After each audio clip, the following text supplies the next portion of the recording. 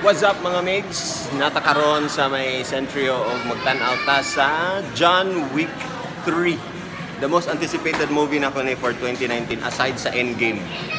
O kauban na to karon si... What up?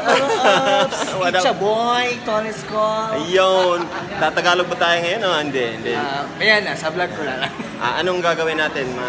Excited ka ba dito? Excited na ako mag-spoil. Pagkatapos namin manood, post ko kagad. Ang title niya kay John Wick is Baba Yaga. Muna ning I think last nga kuan niya. No, excited ko. Unsay mo naka-excite ana? Ang gina-excite ani kanang kita lang action gid. Tama.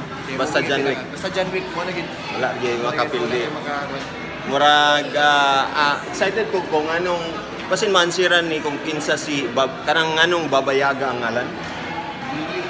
Kalimot ko sa naman ko to. Naman to sa una, naman to sa part 2. Di mention mo gud to and then basin ma-reveal karon ba? Mo akong gina-expect. And meaning sa Baba Yaga. And then akong tanawon ako kung anong di magidi siya kakamatay. Grabe na kayong bunog, di gyapon siya kakamatay. Pero kaya lang gina kay salida ba na. So kung namatay siya, wala na kay part 3. Mayo kung wisdom ba? Okay na. Anyway, sa among pagbalik ang among rating sa salida o ang mga possible spoilers. Don't watch.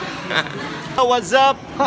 Umanamig tanaw sa John Wick 3. Baba Yaga. Baba Yaga. Kabulon ako unsay meaning sa kwan sa Baba Yaga. Parabellum.